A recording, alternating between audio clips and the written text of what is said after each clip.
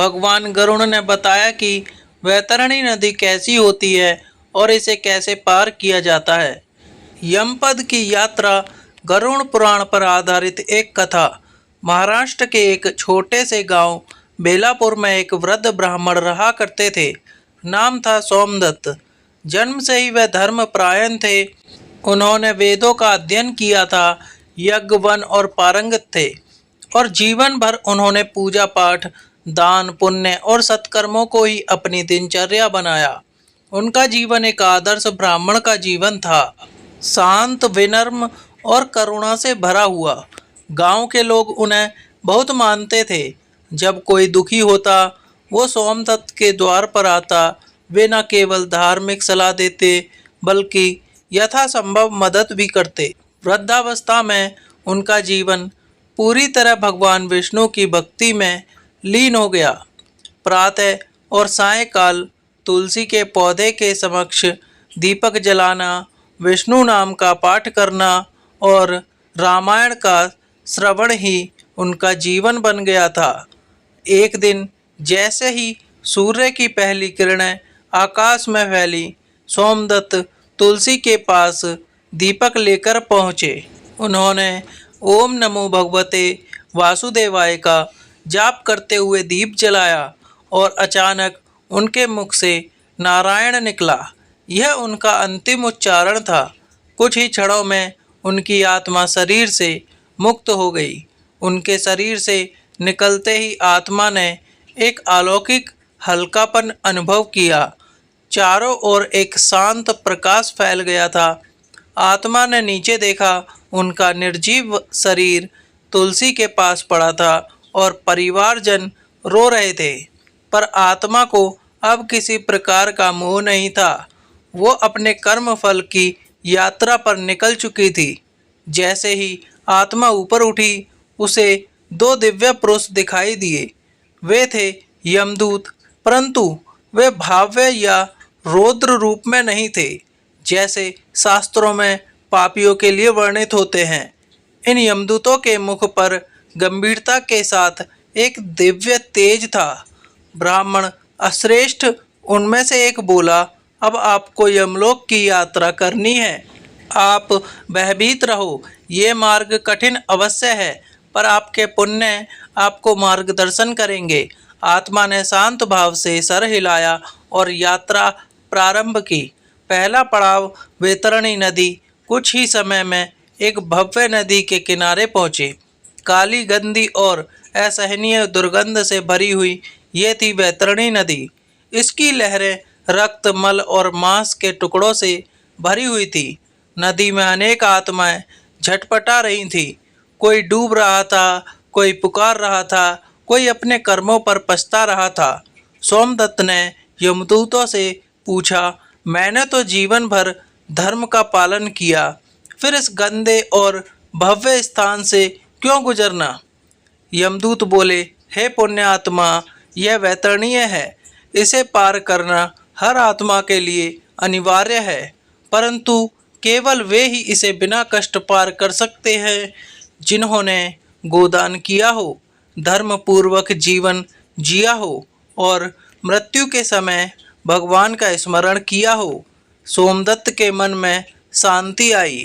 उन्होंने जीवन में कई बार गोदान किया था।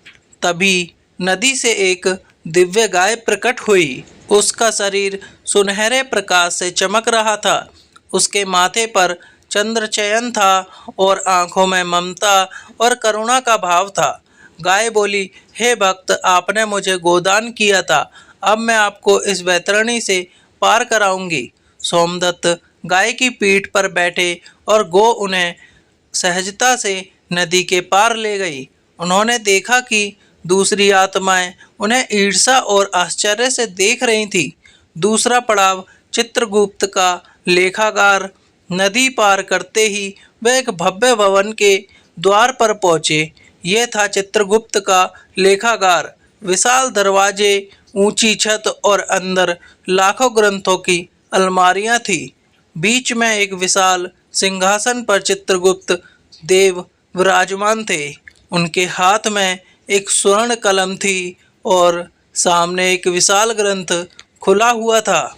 चित्रगुप्त ने सोमदत्त की ओर देखा और बोले, सोमदत्त, तुमने जीवन में कई पुण्य किए हैं, दान, यज्ञ, सेवा और भक्ति, पर कुछ पाप भी हैं। एक बार तुमने एक गरीब को तिरस्कृत किया, एक बार क्रोध किया और कभी कभी अहंकार भी किया।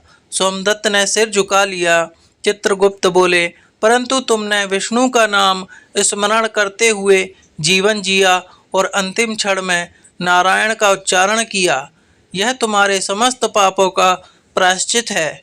फैसला हुआ, सोमदत्त को नरक नहीं भेजा जाएगा, वे स्वर्ग के अधिकारी हैं, परंतु यमपुरी के दर्शन उन्हें अवश्य कराए जाएंगे, ताकि वह जान सके कि मृत्यु के बाद की यात्रा कितनी कठिन हो सकती है। तीसरा पड़ाव, यमपुरी का दर्शन।